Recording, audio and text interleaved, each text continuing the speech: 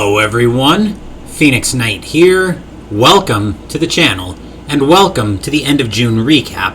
Hard to believe another month has passed us by, but here we are with June about to come to an end. As I've played my last channel game for June, let's go ahead and recap everything that happened in June. Before we start, bracket submissions for the Greatest Boxer Tournament for Title Bout 2 are open until Sunday, when the first game video for the month will hit the channel.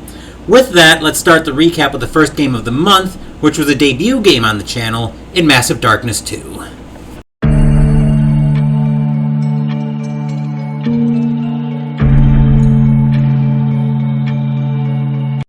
Massive Darkness 2 from CMON Games sets you forward in time about 10 years after the original Massive Darkness, where this time you actually have to venture into hell for the scenarios, apparently. But we only played the tutorial scenario on the channel. Now, I did enjoy the game, but as I was practicing it for the channel, I discovered that it does not true solo very well at all. Whereas giving you an extra action, but then you have to treat everything else as having two heroes, is not enough of a benefit. At that point, you're probably better off just playing two heroes, in my opinion. There is good potential for a campaign here, which it seems like there's actually going to be a town phase with it, where you can actually change your items out. And I'm going back and forth on if I want to get that to the channel or not. I probably have enough background content that I don't need to bother with it, but it's food for thought if nothing else. Next up, we stepped back into the wargame world with Field Commander Rommel.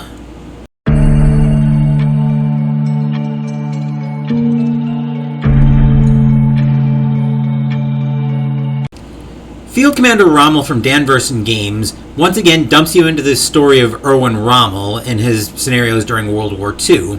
This time we played the Normandy scenario to commemorate D-Day, and I went in knowing I was going to lose, which kind of took away a little bit from my enjoyment of it, and even for that I lost very quickly. What I'm finding with this one, though, is that the replayability just isn't there, because once you go through, basically I get the feeling that once you go through a map, you've gone through it, especially with the narrative largely being predefined in terms of, hey, you're going into this scenario knowing you're going to lose.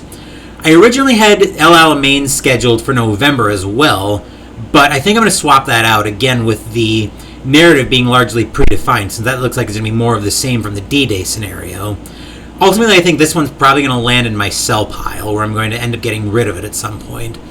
But that's it for Field Commander Rommel. Now we're going back to a much more familiar world in Cthulhu, Death May Die.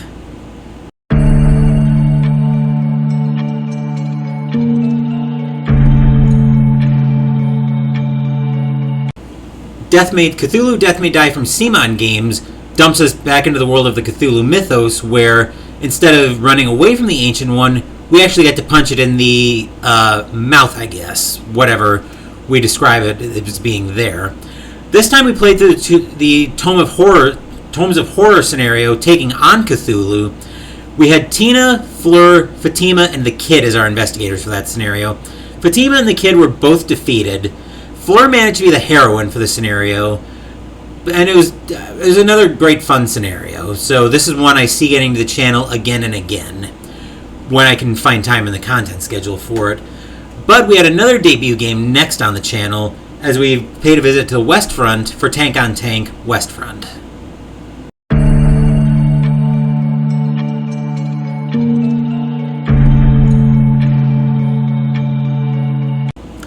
Tank on Tank West Front from Lock and Load Publishing is similar to Tank on Tank East Front, where we get dumped into World War II Europe, depending on which front we're on, playing in a scenario of tank warfare, where we have the Germans taking on either the Soviets on the east or the Americans on the west.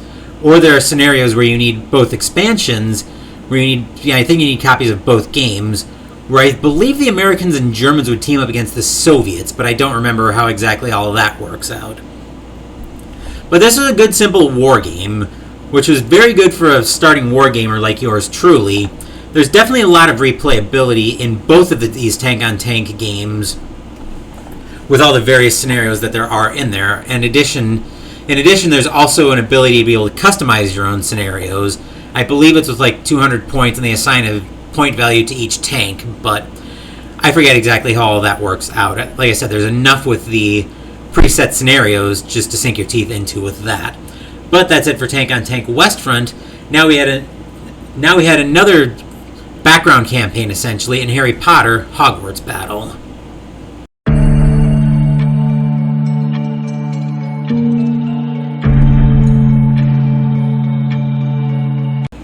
Harry Potter Hogwarts Battle from USAopoly dumps you into the wizarding world of Harry Potter, trying to defeat various villains of the same before they take control of several locations in each game.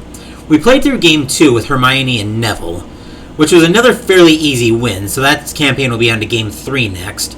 And similar to Hero Realms, this one's got the same treadmill campaign experience with it, where you have to win each game before you move on to the next one.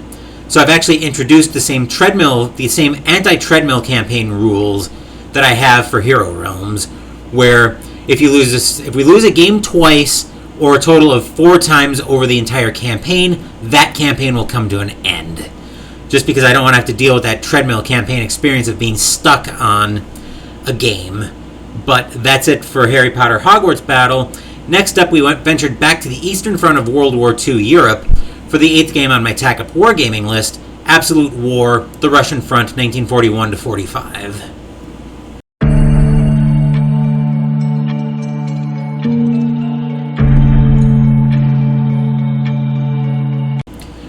As I mentioned, Absolute War, the Russian Front, 1941 to 45, dumps you into several scenarios during World War II, during the conflict between Nazi Germany and the Soviet Union. The scenarios you have in there are Barbarossa, Kursk, Citadel. There's one more. I know there's Stalingrad in there as well, but I think there's one more smaller scenario in addition to Bagration. Bagration's also in there. And then you've got the various campaign games. So this was one where the rulebook was actually very confusing. It still didn't completely make sense. I did enjoy it. I did find the mechanics to be very interesting on this one. And I'm very much back and forth on if this one's going to hit the channel again. I talked briefly about when I drew the giveaway for Hornet Leader Carrier Air Operations from DVG as well, about my feelings on the war games, especially at the operational level, where I almost feel like the narrative is somewhat predefined, whereas at the tactical level, the narrative is largely yours to write. And I definitely felt that a lot of the narrative in this one was predefined for you, even though we had a different outcome to how it went historically, where the Germans never got into Moscow. In this playthrough of Barbarossa, the Germans did get into Moscow, and they were able to win the scenario because they also took, well, the Finns actually technically took Leningrad, but still the Axis got in there, so I'm counting that as a win. But that's it for Absolute War, the Russian Front. Now we've stepped back under the waves of the Atlantic as we played the Hunters.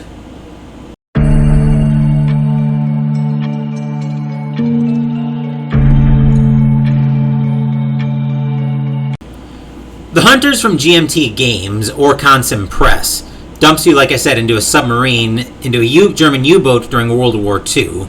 This is during essentially the happy time before the Allies started to figure out German shipping. And our background career with Commandant Zimmer is actually going very well. He just got promoted to rank 3. I believe it was Capitan, Corvette and Capitan, I think is the rank on that. I don't remember off the top of my head. And my German is also horrendous anyway, so you'll have to excuse me on that one. We took another fairly aggressive approach, even though I was trying to be a little bit more... I was trying to have a little bit more discretion in what I attacked. I didn't want to attack everything all willy-nilly, but the current stats we're up to on that background career, we've currently gone on 10 patrols with the aforementioned 2 promotions. We've sunk a total of 23 ships, and we have a total tonnage of shipping of 167,200 tons. So we've actually been doing very well. I believe we'll be into November 1940, I believe 1, but I wouldn't swear to it. I'd have to look on the log where we're at on that, but that's where we're currently at in that background career. Last up, we stepped back into the Marvel Comics universe as we played Marvel Champions.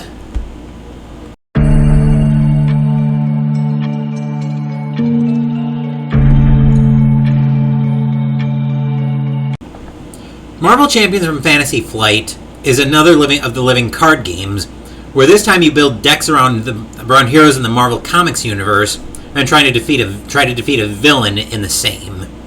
So in this video, we actually played as Storm and Phoenix versus Crossbones, the first villain of the Rise of Red Skull expansion.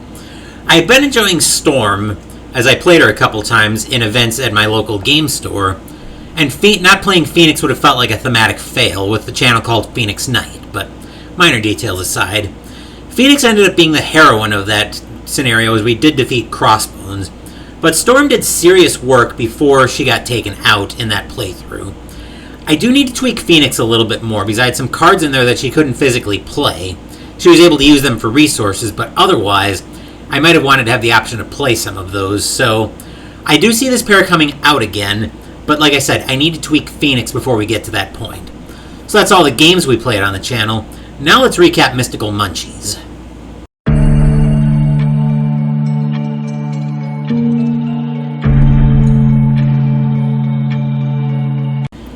As you might recall, we were cooking out of the Disney Villains Devilishly Delicious Cookbook for Mystical Munchies this month. Our appetizer was the Flotsam and Jetsam Party Mix. As the recipe was written, it was a little kicky, but it's easy enough to vary for whatever you want it to be, whether you want something a little bit sweeter, maybe you want to tone the kick back a little bit, so you probably use a different sauce. But again, it's a typical party mix recipe, very easy to customize for whatever you're looking for. For the side, we had the croquet croquettes, which ended up being deep-fried mashed potatoes. These turned out fine when you eat them hot, but they do not keep as leftovers at all. So, a lot of work, and there were a couple points where I was worried about a couple things during this recipe. I was worried about if I was going to burn my hands trying to make the croquettes, I was worried about how everything was going to adhere before going into the oil. Everything seemed to work out fine. Like I said, everything turned out okay, but not something I'm probably going to make again. For the entree, we had codfish and chips. The fish turned out really well, akin to fish like I'd get back in my younger days. The chips, I think, needed to be smaller and or be in the oil for a little bit longer. We're probably still going to cook with oil on occasion, but I'm definitely going to need to be very careful about that. Then the dessert was Temper Hearts, which ended up being heart-shaped sugar cookies with frosting. These cookies actually got rave reviews at work like my baking usually does, and they turned out well if they ended up being a touch moist and crumbly. That's probably recipe as intended, so I'm not too worried about that. And the codfish and chips, I'm not calling a botch for a redo episode, just because everything did turn out, even if I thought the potatoes needed to be in for a little bit longer and or be smaller. But that's everything for Mystical Munchies. Now let's talk about a new segment that's coming to these recaps, Ask Me Anything.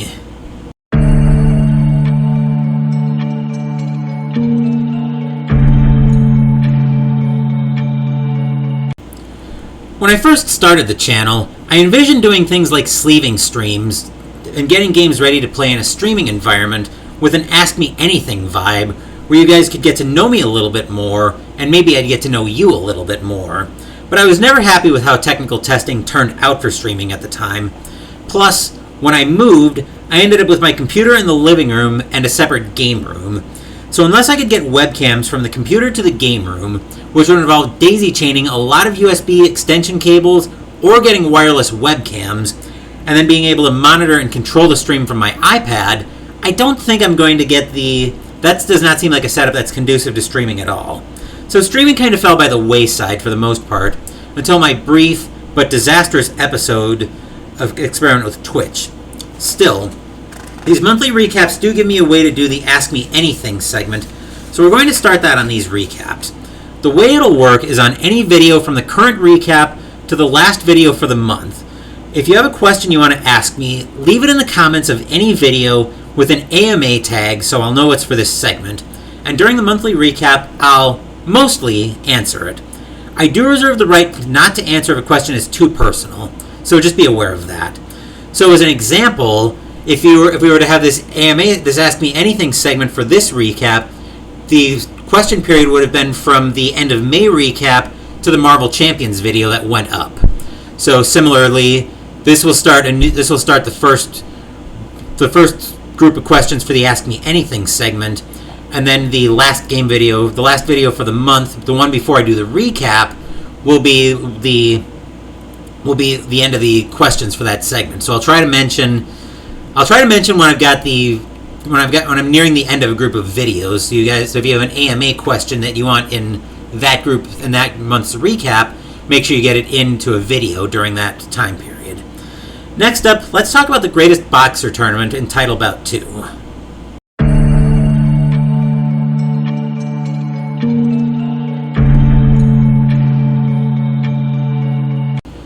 As I mentioned earlier, submissions of your brackets will be open until Sunday when the first game video of the month goes up. At that point, I'll shoot a separate video going through bracket submissions along with the bracket I filled out, so we can compare how everyone's bracket does. Now, I'm not going to make myself eligible for the prizes, so as a reminder, if you have the most points on your bracket, and there will be a link to the video detailing the Title Bout 2 Greatest Boxer Tournament in the description down below, you'll get to pick a game I'll feature on the channel in the first half of next year. And if you score a perfect bracket, which is a maximum of 50 points, and again, details will be in the video down below, you'll also get to pick one of my Arkham Horror Files campaigns for next year.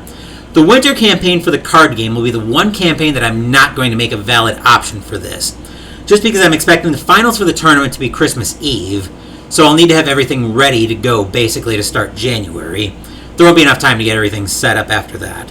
So each month we'll have some unique twists on the bouts in the tournament, and I'll detail each twist when we talk about what's coming up in the next month. Most of them are probably going to be just location twists, but as we get closer in, there might be more special rules that go with it. But again, more details to come in each month's recap.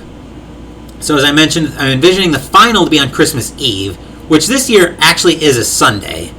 So we'll see how things unfold there. Speaking of what's coming next month, let's talk about what's coming in July.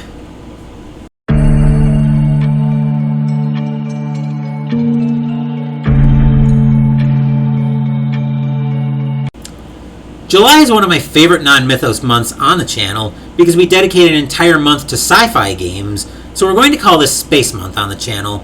Every game except for one will have a space theme to it, but the one non-space game we're going to play will also have a somewhat space-related theme to it. We're going to start with a bang with the 9th game on my TACUP Wargaming list as we play Space Empires 4X, which will also be a debut game on the channel. Sundays will also see us feature Star Wars Outer Rim, Gaia Project, Xia Legends of a Drift System, and another new game, Space Corp 2025 to 2069. Wednesdays will mostly see familiar faces, but we will have a debut game in there as well, as we play Twilight Inscription, Tiny Epic Galaxies, which is the new game on the channel, Star Realms, and Terraforming Mars Ares Expedition. Maybe with an expansion, but that remains to be seen. We're also going to start the Greatest Boxer Tournament in Title Bout 2, and this month's twist is a location-only twist, where all of the fights are going to take place in the International Space Station. No special rules for this month. As for Mystical Munchies, July is going to feature the Marvel Eat the Universe cookbook. We're going to cook Dazzler's Pizza Bagels, Deadpool's Chimichangitas, Angel's Meatloaf Wellington, and Nova's Space Cop Galaxy Donuts. Since we have 5 Saturdays in the month, we also need a drink for the month. Nick Fury's Infinity Formula will fill that bill nicely. Anyway, let's wrap this video up.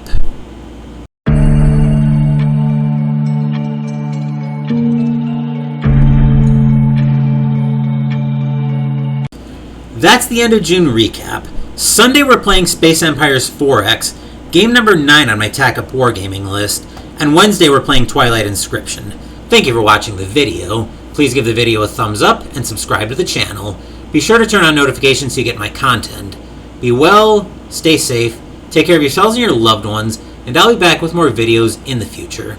Until then, take care everyone.